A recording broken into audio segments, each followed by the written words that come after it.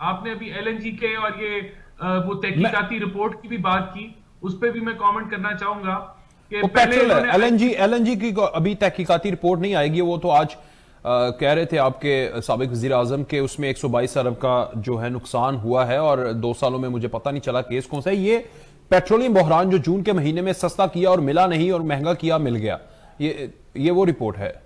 बिल्कुल 163 पेजेस की ये रिपोर्ट है, और ये भी एक मजाका खेज रिपोर्ट है कि सारा जो मजाका मुद्दा केस। है उन्होंने डीजी ऑयल के ऊपर डाल दिया है। तो क्या जो वजीर थे वो सिर्फ झंडे वाली गाड़ी में बैठने के लिए वजीर बने थे? क्या उनकी कोई रिस्पॉन्सिबिलिटी नहीं है? 20 दिन का इन्होंने इंश्योर करना था कि स्टॉक हो ओएमसीज के पास, वो नहीं था। 90% ओएमसीज के पास नहीं था। नोटिफिकेशन हमेशा नई ऑयल प्राइसेस का पहली तारीख को होता है, इन्होंने 26 जून को किया, 26 अरब रुपया ओएमसीज को कमा के दिया।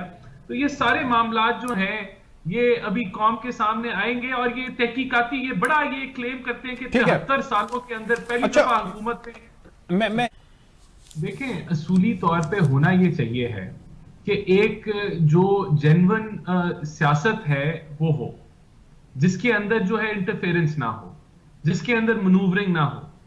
लेकिन यहां एक ऐसी हुकूमत नाफिज कर दी गई है जो सिलेक्टेड है, और आज वो सिर्फ वो देखें, मैं आपको इसकी मिसाल देता हूं। फैजाबाद में जब धरना हुआ तो सारा मुद्दा पीएमएलएन की हुकूमत में डाला गया। अभी जब वही जमात वहां धरना करने जाती है तो पीटीआई हुकूमत कहीं नजर भी नहीं आती, और वो धरना खत्म हो जाता है और हुकूमत से निगोशिएशन भी हो जाती है। तो एक हुकूमत को का बाजू ट्विस्ट किया गया, और एक हुकूमत को प्लेट के अंदर जो है सारा कुछ मैनेज करके दे दिया गया। इसी तरीके से यह हुकूमत जो है इतनी नाअहल है कि मैं आपको ये रिकॉर्ड पे कह रहा हूं, आप किसी इकोनॉमिस्ट को बिठा के देख लें कि पिछले 30 सालों में वर्स्ट इकोनॉमिक परफॉर्मेंस है 2.5 सालों की। अच्छा, वर्स्ट इकोनॉमिक परफॉर्मेंस है। ठीक है। लेकिन यहां कोई बंदा जिक्र भी नहीं करता इकोनॉमी के बारे में। और हमारे आखिरी साल में चीफ ऑफ आर्मी स्टाफ जो अभी भी हाजिर हैं वो कहते हैं कि जी इकोनॉमी पे हमें तफ्शीश है कि पता नहीं ये कैसी चल रही है, जब आईएमएफ आखिरी साल में हमारे प्रिडिक्ट करती है कि 6% से इकोनॉमी ग्रो करेगी। आज जो है, आज लोन और जो कर्जे ले रही है हुकूमत वो तफ्शीशनाक नहीं है? उससे क्या इकोनॉमी पे बोझ नहीं पड़ रहा? जी। करप्शन की तो मैं आपको बताता हूं, जो एलएनजी के स्कैंडल, जो पेट्रोल के स्कैंडल, जो चीनी के स्कैंडल, जो दवाइयों के स्कैंडल निकलेंगे, ये तो हुकूमत इनकी जाएगी तो निकलेंगे कि क्या क्या खांचे लगे। लेकिन मैं रिपोर्ट्स पे भी कहना चाहता हूं, ये क्लेम करते हैं कि 73 सालों में ऐसी रिपोर्ट्स नहीं बनी, झूठ बोलते हैं।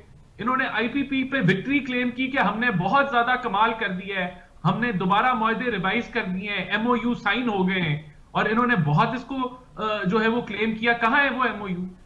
बिजली तो महंगी होगी, कंजर्वेटिवली महंगी हो रही है। देखिए विकास, मैं इस प्रॉब्लम को बहुत बड़ा समझता हूं। ये पाकिस्तान का सबसे बड़ा प्रॉब्लम है कि justice delayed is justice denied. हमारा जो जुडिशल सिस्टम है उसके अंदर लाखों की तादाद में केसेस पेंडिंग हैं, और जब आपको पता हो कि ये आप जो है किसी पे केस भी फाइल कर लें तो ये लटकता रहेगा मामला, इसका रिजल्ट नहीं निकलेगा। पूरा हमारा जो जुडिशल सिस्टम है वो कोलैप्स है, और वो जो जस्टिस की इंडेक्स है उसमें हम लोग बॉटम 8 के ऊपर आते हैं।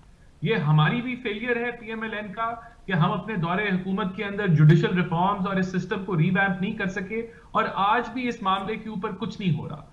जब तक ये हमारा जस्टिस सिस्टम कोलैप्स्ड है और क्लॉग्ड है और यहाँ लाइनें लगी हुई हैं, इस तरह के मामला चलते रहेंगे। लोग एक दूसरे की पगड़ियां भी उछालेंगे, यहाँ झूठ भी बोला जाएगा, एक दूसरों की इज्जतें भी उछाली जाएंगी, और रिजल्ट कुछ भी नहीं होगा। पाकिस्तान की जो जुडिशरी है और जो हमारी लॉयर कम्युनिटी है, मैं समझता हूं कि ये इसका इंटरनेशनल स्टैंडर्ड के करीब भी नहीं पहुंचती। जो आज जो पहले ममालिक हैं, फर्स्ट वर्ल्ड कंट्रीज हैं, उधर जिस तरह जुडिशरी और लॉयर कम्युनिटी है, हम उसके नजदीक भी नहीं पहुंचते।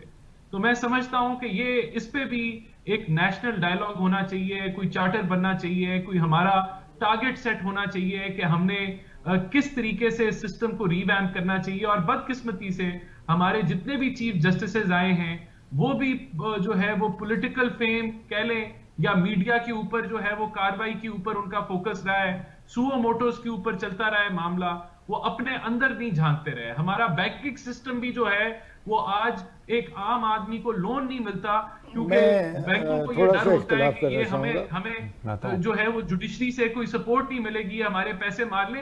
तो ये पूरा निजाम हमारा बदकिस्मती से कोलैप्स है।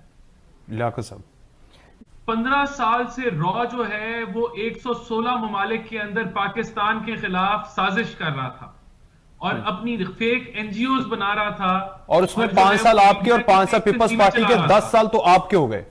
नहीं, मेरी बात मुकम्मल होने दें। और यहां हमारी एजेंसीज क्या कर रही थी, वो पीटीआई के टिकट बांट रही थी, सेनेट का इलेक्शन चोरी कर रही थी। यानी कि ये कहां जा रहा है हमारा? राना साहब का पॉइंट वैलिड है। मैंने 3 दिन पहले, एक मिनट राना साहब, 3 दिन पहले मैंने जो मुस्तकिल मंदूब हैं यूनाइटेड नेशन जिनीवा के अंदर, उनका इंटरव्यू किया और यही सवाल मैंने रखा कि भाई जब भी बात होती है जी एमनेस्टी इंटरनेशनल ने ये कह दिया, भारत ये कर रहा है जी, नहीं मुनीर अकरम नहीं, दूसरे हैं।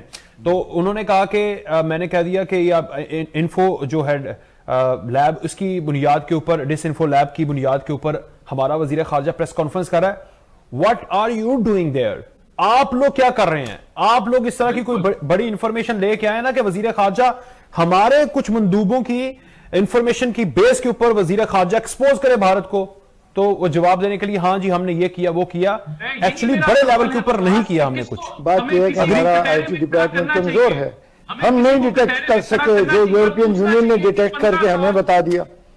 हम तो नहीं डिटेक्ट कर सके ना, यूरोपियन यूनियन ने डिटेक्ट, वो हमें बताया, उन्होंने हम जो मर्जी खेलें, वो ठीक है। तो एक सीक्रेट वॉर आपके खिलाफ शुरू थी जिसका आपको शायद जी। राणा साहब, योर लास्ट कमेंट सर। मेरा यही सवाल है कि हमें किसी ना किसी को कटहरे में खड़ा करना चाहिए कि 15 साल में हम क्यों नहीं इस साजिश को बेनकाब कर सके। हम यहां सियासत कर रहे थे, हम इधर जो है वो टिकटे और उसमें और बना रहे थे। उसमें ख्वाजा आसिफ भी जिम्मेदार